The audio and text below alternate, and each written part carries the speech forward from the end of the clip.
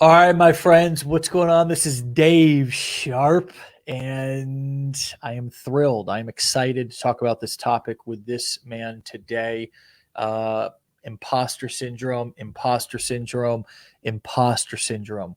What is it? How do you overcome it? And um, and how do you continue to keep overcoming it as you hit new levels? Because new levels of imposter syndrome will continue to pop up inside of your life and your business. So with that being said, let's welcome to the show, Austin Green. What's up, my man? Hey, thanks for having me. Glad to be on here. You're really welcome, man. You're calling in from Illinois, is that right? That's right, Central Illinois, Springfield. Nice, man. Nice. Springfield, Illinois. Okay, okay. That's where The Simpsons was filmed, right? Ba-bum time. Absolutely. That's That's my a dad. That's that's a my hot dad topic of joke. discussion. No one truly believes which Springfield it is, but it's definitely ours. So Where's the other Springfield? Springfield, Missouri, and then there's Okay. one I forget where the other one is, but yeah, Yeah, nice. That's definitely you guys. yep. All right, so imposter syndrome. I love the topic, man. And I got to give you credit for coming up with that and really letting us know. So honestly, in your questionnaire that you filled out before you came on the show, how that's shown up in your life, and basically in your businesses, right? Because you've tried other things, drop shipping, e-com, stock trading, etc. And you've got a full-time gig as a clinical recruiter for a large healthcare practice. I mean, Yep. biggest hobby was football, played Division I football at Eastern Illinois. You're obviously a smart guy. I mean, so it's not a matter of intelligence, right? It's this imposter syndrome thing. So talk us Mhm. through a little bit about your journey in various different businesses leading up to this point, and give us this perspective of how this imposter syndrome showed up before and now how finally you're beginning to overcome some of it. Yeah, definitely. So it's been like kind of like you said, a lifelong thing. Like the skills, the abilities have always been there. The drive to do things has always been there. A lot of things excite me, but once I get into it, and even football in college, getting into my master's program in college, like there was always that feeling like, why am I here? Do I deserve to be here? It's like I made it here, so I deserve to be here, but why do I feel like, you know, I'm not good enough? Like kind of like a self-confidence issue. Yeah. So getting out of that, getting my full-time career, like I have a good, stable job, but that drive to always do more stuff keeps me, motivated to try things. So I tried, like you said, e-com, drop shipping, Yeah. stocks. I'm still into some type of investing, but that's my biggest issue is hopping from thing to thing because of imposter syndrome. Thinking like, why should I? Why am I? Why can I do this? Yeah. Why should I get into this? There's already so many people doing it. They're amazing at it. Yeah. So I kind of relate it to a podcast I listened to about mindset, professional development, stuff like that.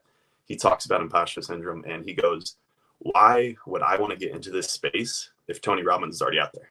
Why would someone listen to me if Tony Robbins is already out there putting out content? Yeah. So it's like, it's just tough to get past. And then once you get past that though, and I feel like I've kind of gotten to that point with this affiliate marketing journey, I've gotten past the point of feeling like, do I really know this? Should people really listen to me? To get into the point of developing some confidence. And like you said, there's multiple levels though. So I'll hit that next level of imposter syndrome and just have to Yeah. overcome that as well. But So what so did you have that imposter syndrome in your 9 to 5 career? I'd say so.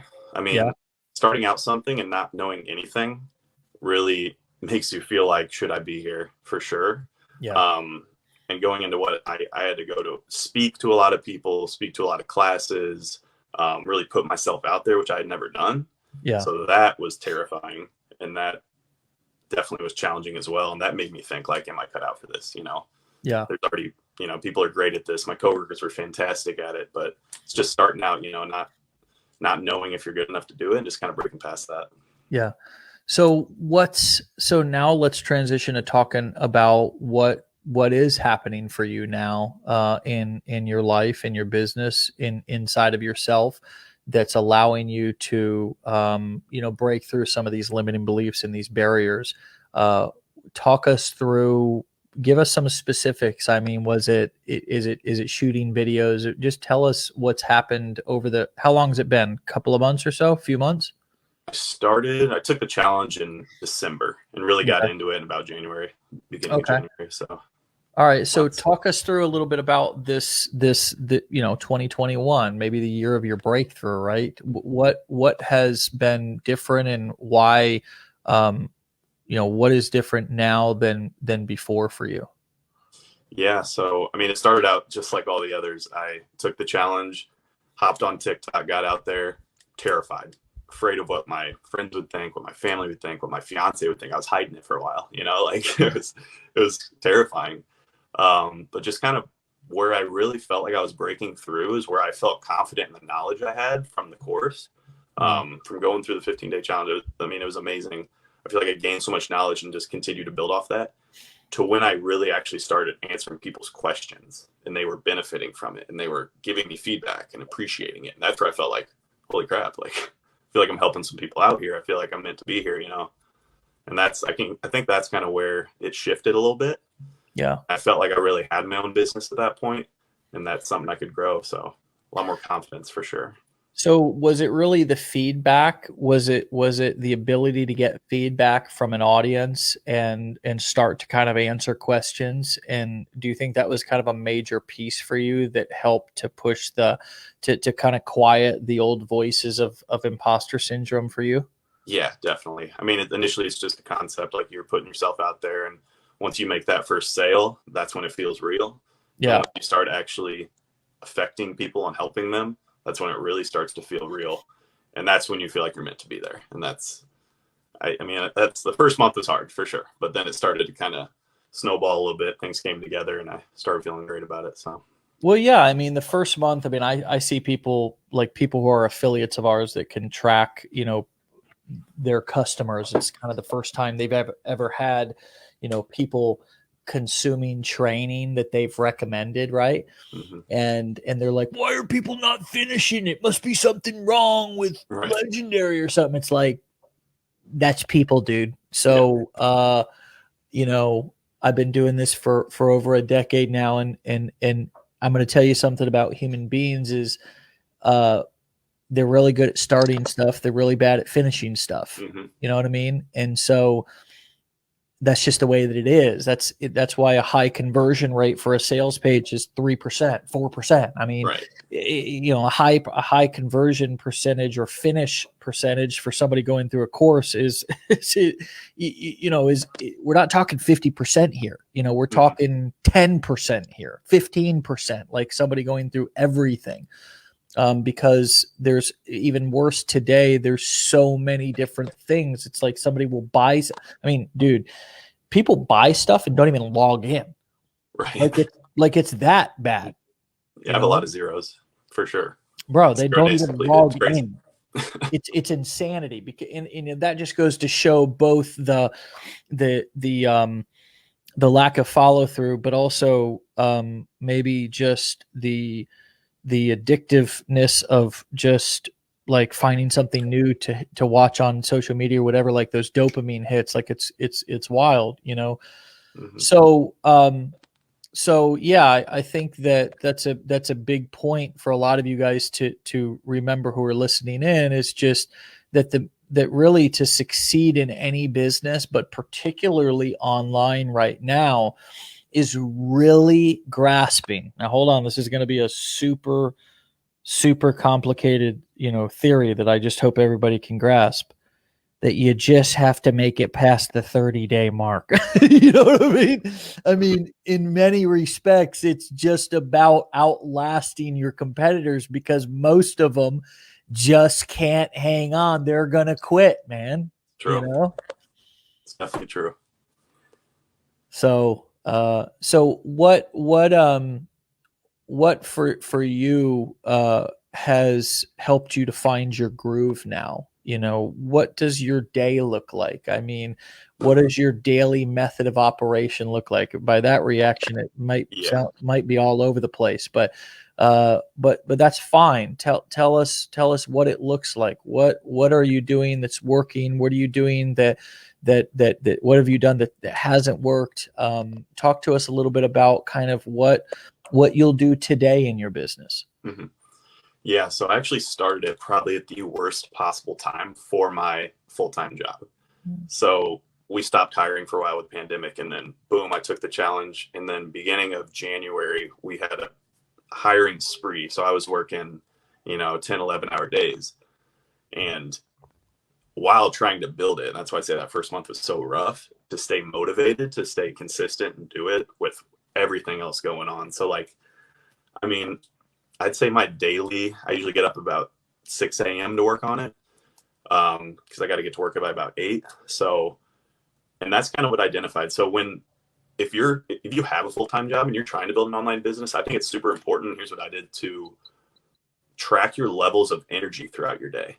So I took a log of when I feel like I have the highest amount of energy, and that's 6 a.m. That's 6 to 7 or 6 to 8 p.m. And that's when I devote my time to work on my online business, because that's where my energy levels are highest. I know I don't want to work on it late at night because, it's just going to be ineffective, not very productive. But yeah, it's my normal day. Get up about 6 a.m., work on it for about hour and a half, go to work, come home, eat, and then try to get some work in those last few hours I have where my mind's actually turning. So are you working from home also? Yes. So I've been working from home. I've been blessed to, stay employed, work from home for the past year. But we're starting to go back in now. So that's another wrench thrown in on it. Just everything keeps changing, and it's tough to stay consistent going into the office. But today I'm from home, so it's perfect. So yeah.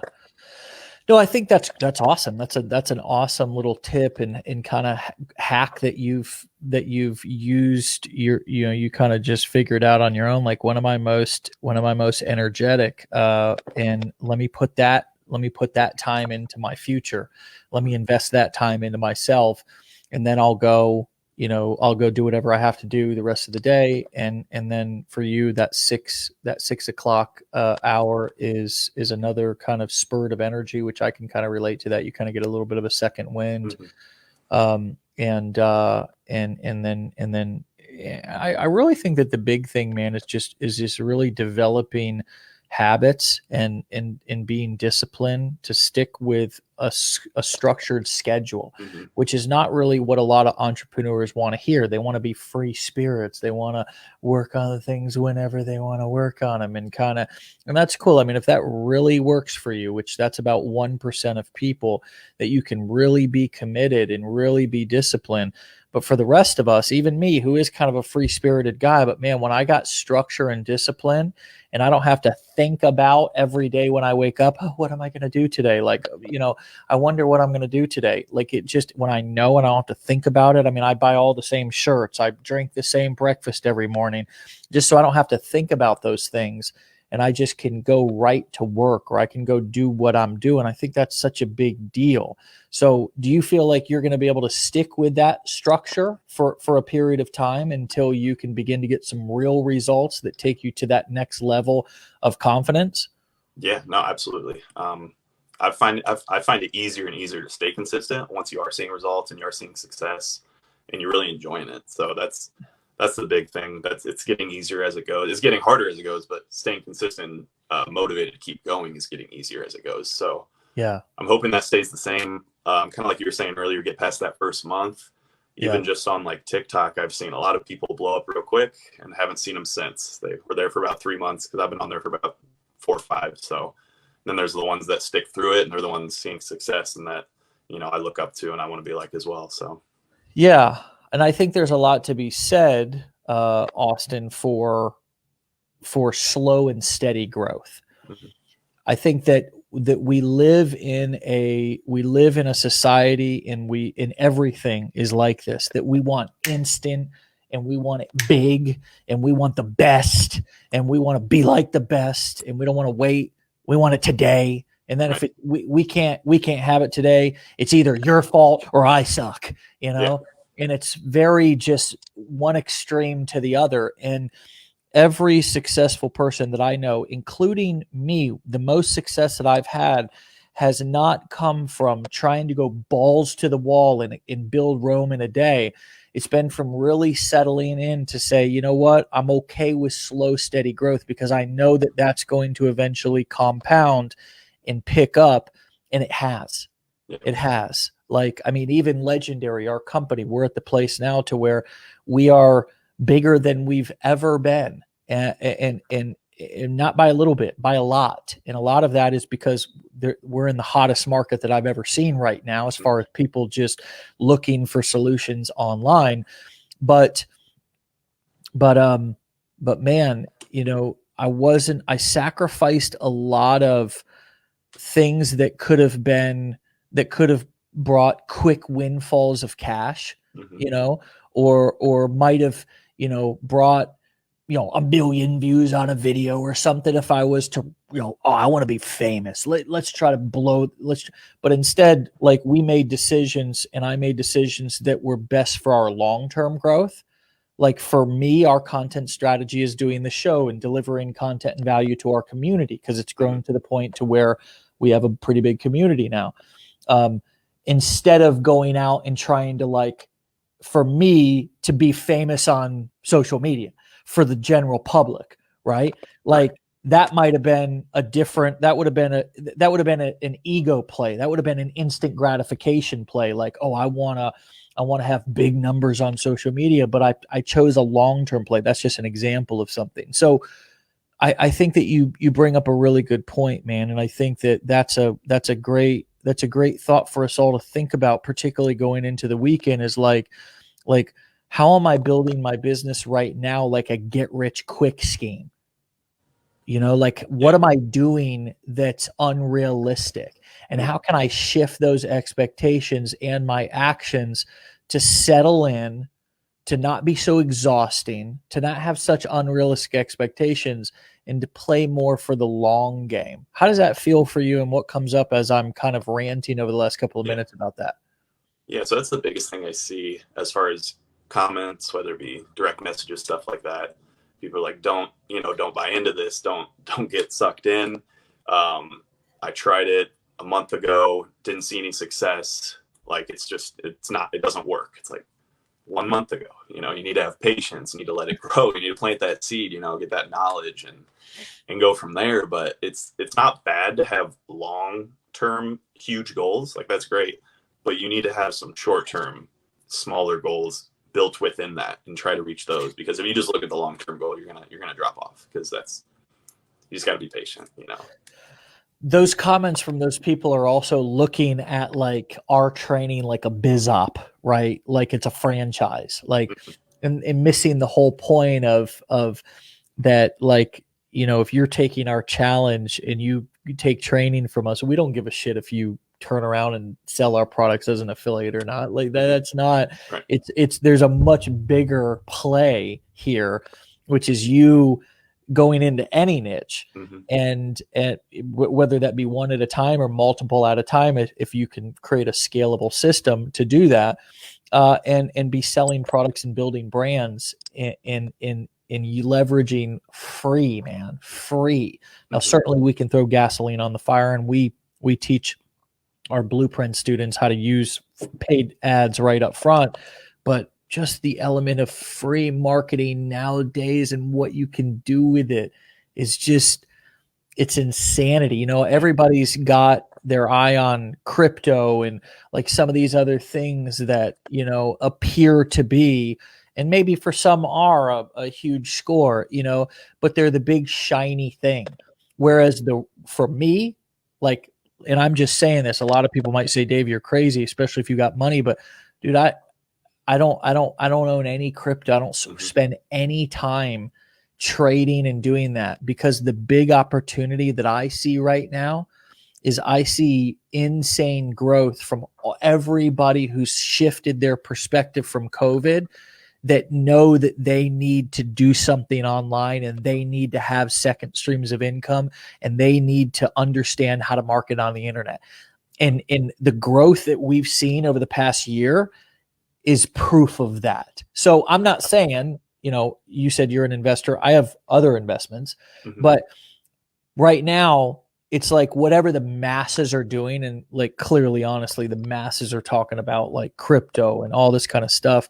Like, I'm not saying don't do that. I'm just saying that usually what the masses are doing, you should do the opposite. Right. And so the big opportunity again that I see is, for example, TikTok. And I think other platforms are going to come out in the future that make it so easy to build an audience like you can on TikTok. Before TikTok came out, it was YouTube and it was Facebook, and they're a little bit of a longer, slower growth, right? Yeah. But I think these platforms are going to keep coming out. That's going to make it easier and easier for average people to develop, to grow like fairly sizable audiences that they can monetize really well.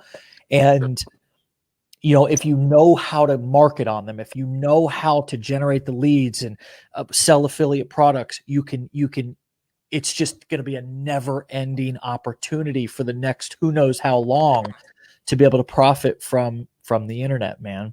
Absolutely. No, you're 100% right. With how big the market is right now for this, just for any type of, entrepreneurship, anything outside of the 9-to-5 job, just because of COVID. For example, I was on furlough when I looked into this and took that leap. So even for someone that was blessed enough to keep their job, I still was on furlough for a few days. And that's when I found this. So you're 100% right. You're the guy, you're the person that I'm talking about. Yeah, exactly. You're the exact person. And you know what? We all are that person, right? We all are that person. If any one of us, had a job in which there was uncertainty around that job, or we were laid off or furloughed or whatever, all of us, or at least, anybody who had sort of an entrepreneurial, like, oh shit, I got to do something about this, would do the same thing that you did. So you are us, we are you. I mean, it's basic human nature and it's basic survival skills, dude. Yeah. You know what I mean? Like, Definitely. I mean, 2020 brought an unbelievable amount of uncertainty to so many people's lives, financially and health-wise, that I think a lot of people are just living differently, approaching things differently, and absolutely looking for both income streams, but they're also looking for everything online. And that's why I just want to shout out to anybody who's working in different niches, health niche, whatever.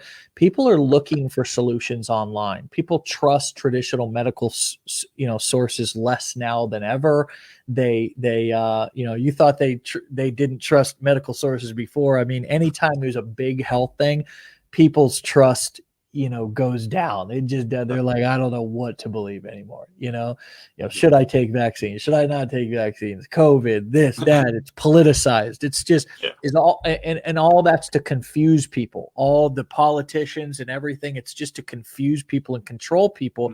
And so people want to take back control of their choices.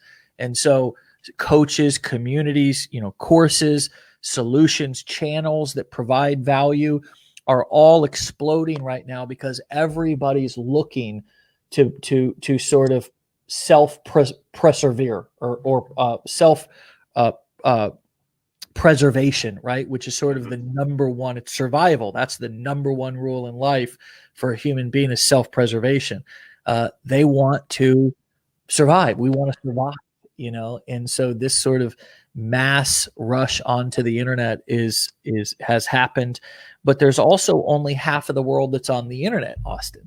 So over the next five-ish years or so, as all these internet connections, as companies like Tesla and companies like Tesla's doing this big, or I don't know if it's Tesla, but it's Starlight. Their Facebook is trying to connect. They're putting satellites up in space and in whatever to connect people in Africa and India and people who don't have traditional internet sources or connections. And before you know it, dude, there's going to be twice as many people online as there is right now. Oh, absolutely. That's what I try to. The big oversaturation is a big topic. It's like what people don't understand. Some people, it's like how big the internet is and how many people there are in the world. And the older generation, some are just finding out. The younger generation are getting old enough to find out. It's always growing and funneling out new people. Yeah. You just gotta, you gotta be the one that gets in front of them, and so it's there's so much opportunity in every niche, every area. So yeah, that it is weird how us humans really do underestimate size. Like how many people are on the internet, how big the opportunity, saturation. And it also is weird when people talk about oversaturation of things, because it's like there is no such thing as oversaturation, but there is such thing as a hot market that you want to get into if it's already hot, right? I mean,